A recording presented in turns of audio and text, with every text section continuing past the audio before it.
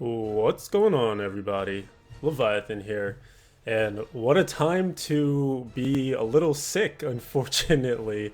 I came down with something earlier this week, I guess, whatever, It is what it is. But exciting news has hit patch 2.5 out of nowhere, basically. Landed on the PTR earlier this week.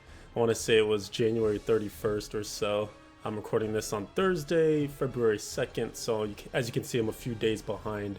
But holy crap, did not see this coming. I have the patch notes up here for you guys, and I'll hop in game to show you a few of the things as we talk about them. So it's kind of crazy.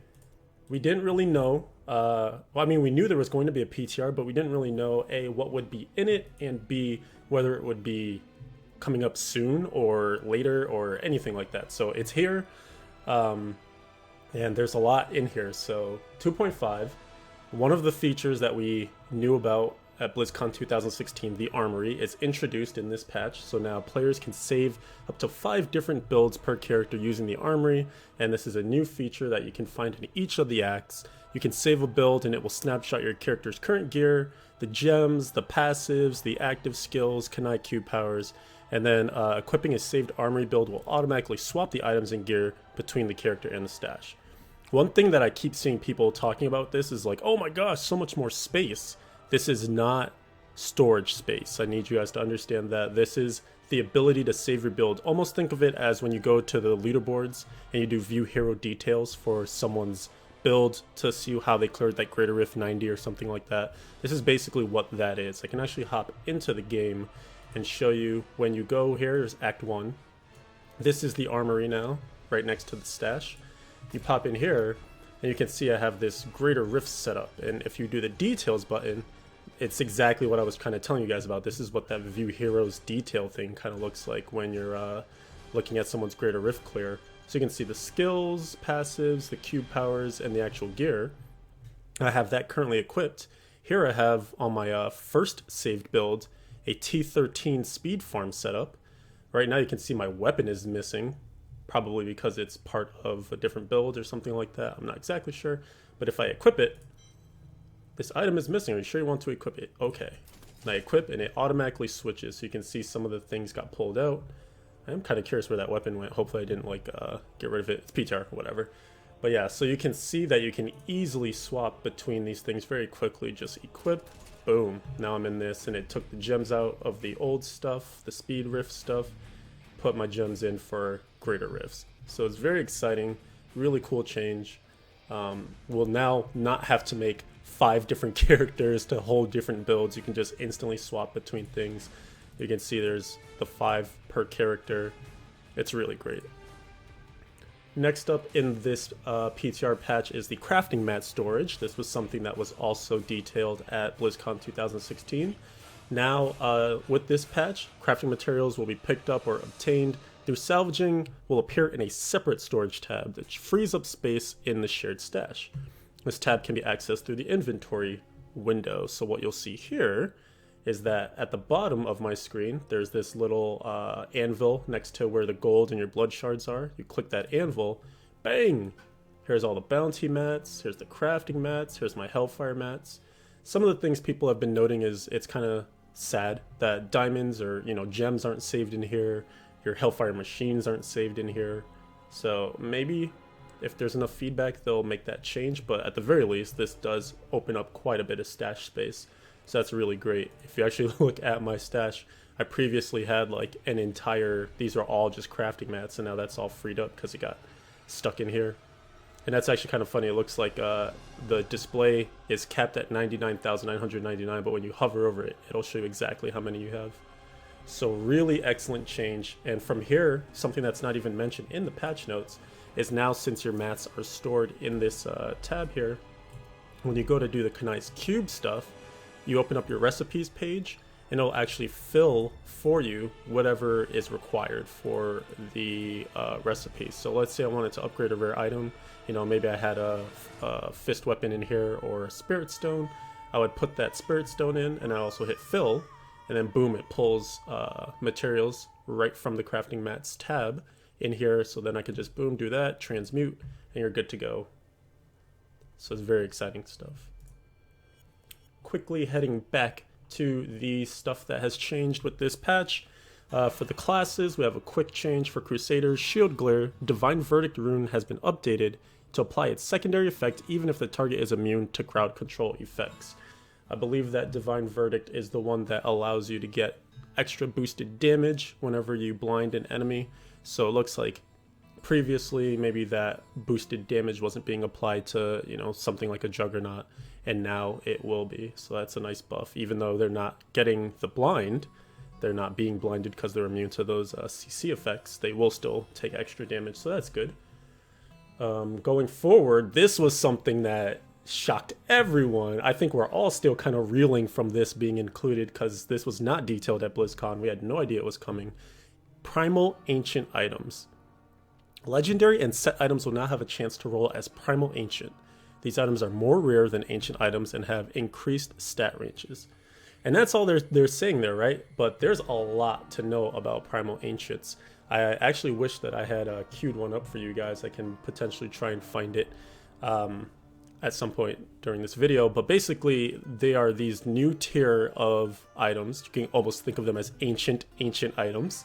They come with this red border. They kind of have a primal look to them.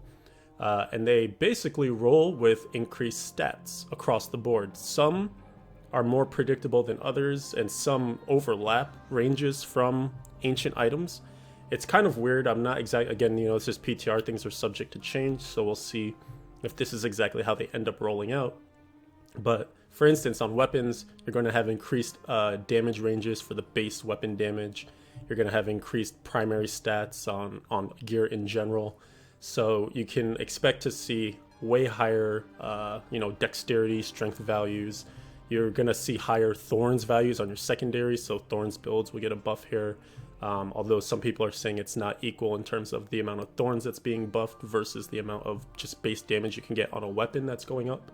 The secondary resistances are going up as well too. So, you know, for monks, for instance, that use Harmony, you're going to get a buff to your defense that way. So there's a lot going on with these.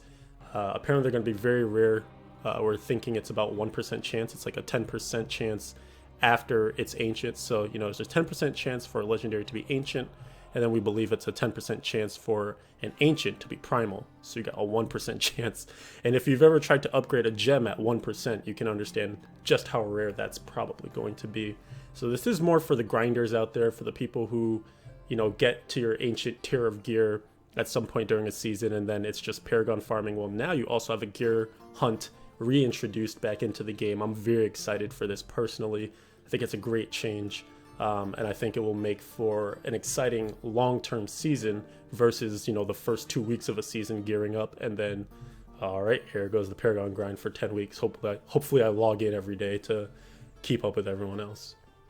But we'll see kind of where things suss out with that, just exactly how rare they are, just how useful and necessary they'll be and things like that. It definitely will impact leaderboards. That's another side of it in terms of who can get like a primal ancient weapon that works for their build and stuff. So we'll see. It also will probably make bounties more important as people will want to re-roll, reforge gear a ton. And there's changes to bounties too, but we'll get to that in just a moment. A couple of other legendary item changes. Following items have been adjusted. Rhymeheart has an increased chance for proccing its legendary item power on frozen targets from 10 to 20%. So maybe we'll see some cold builds, I don't know. Stronger Embracers is a nice change. The damage bonus from this item is now applied when the knockback occurs, rather than when the enemy lands, and the damage bonus duration has been increased to 6 seconds. I don't know what this one is about, like why they targeted this in particular, but it's just a buff overall, so that's really great. Can't argue with that. So Strong Arm's getting better. A couple of class specific things. Remember the Barber from last patch, or the current patch, didn't quite come out the way that Witch Doctors had hoped, so they did another pass on it here for the PTR in 2.5. The weapon is now a ceremonial knife instead of a dagger, which allows it to roll the same damage as other Witch Doctor items. The damage bonus to the final explosion of this item's legendary power has also been reintroduced, and with this change, the item's legendary power will also be updated in Kanai's Cube for those who have already extracted it. and players will need to re-equip the power in the cube for the updated version to appear. So it sounds like it should be returning to some form of its prior glory when it was dominating things on the PTR. I don't know if that means it's going to be like super strong again, but at least this should make it better than it previously was. Hopefully Witch Doctors will get in here and test it and see just how good this will be now. Manald Heal, the ring that's sweeping the wizard builds by storm, creating all sorts of lightning wizards that do really awesome damage. It's been a pleasure to see them this season. Wizard pets, such as Hydras, will now also proc the damage component of Manald Heal when attacking a target, and this change will appear in an upcoming PTR patch. So it sounds like it's part of the notes, but not necessarily part of the build that's on the PTR right now. It's going to take me a while to wrap my head around exactly how impactful that is, but it sounds good. It sounds like it will do some additional damage for wizards, so maybe they'll be able to do something besides Archon, maybe, but probably Archon will still factor in greatly because it's just so important for wizards. But very cool. Manald Heal is surprisingly good. I don't think many people foresaw just how sick it would be. Lastly, we have some changes to adventure mode. Greater Rifts. Now there's going to be a requirement for participating in certain difficulty levels in public games that's going to be tied to solo Greater Rift clears instead of current Paragon level. So for Torment 1 through 6, there's no requirement. Torment 7, you need to at least have done a Greater Rift 30 solo to be able to enter public games for that, and then so on and so forth, going up 5 for each difficulty, with Torment 13 needing a Greater Rift solo of 60, which kind of makes sense, right? Because GR60 is supposed to be equivalent to T13. So what this should do is impact the culture and the cohesion, I guess, of groups in public games, so that people shouldn't have to feel like they're just getting, tons of leeches jumping into their games and it's not very productive. It should be that everyone that's in that difficulty can at the very least handle the difficulty because they've cleared a Greater Rift equivalent to that difficulty. And this change only applies to players on PC and Mac. A couple of set dungeon changes here. Unhallowed Essence, upper right tile for this dungeon has been replaced with one that affords more space for monsters spawning as quality of life improvement. So for this one, there's a requirement to hit 20 monsters with multi-shot. Sounds like it'll be easier to do that. Armor of a Khan, the number of times Condemn must hit 10 or more enemies to complete the objective, has been reduced from 12 to 10. So now you don't have to get as many groups for those Condemn hits. And then Delcir's Magnum Opus, the required number of enemies players must hit at once with slow time has been reduced from 30 to 20, and the number of times they must be hit has been increased from 3 to 4. So you need to do it more times, but with less enemies. Not too bad. Now this change, bounties, this is a big change that seems to be being held as positive 100% across the board. Bonus acts have been removed. With this change, completing 5 bounties in any act will now grant you a large Herodric chest containing the same contents as the Herodric and bonus caches. So what that means basically is that you can hop into any act that you want and you'll be able to get double the mats. It doesn't mean you have to wait for, Act 1 to roll around again if all you need is some Act 1 mats, or if you just want the Ring of Royal Grandeur but you don't want to do it when it's not the bonus because it feels weird or bad or whatever. So this should be a good change, especially for, again, public games where people somehow can turn in the wrong bounty bonus over and over again, and then you just miss out on tons of bonus caches. Now everything is a bonus, so it should be good. And I think also this should help solo in that, like, if you disconnect in the middle or something, you don't have to feel bad about, like, oh, I just have to, like, start again from whatever is the bonus and then go around and I have this uneven number of mats. Now if you were able to do 3, 4, and 5 but then you disconnect, well, you can hop back in and do 1 and 2. So this should be a good change, but this doesn't necessarily address the fact that solo will still be slower than groups. I would like them to do some sort of like catch-up mechanic, or not even a catch-up, but just understand that if someone starts a game solo and the game can, acknowledge that someone does all those bounties by themselves, then maybe they would get double the bonus or 2 bonus of these large caches or something.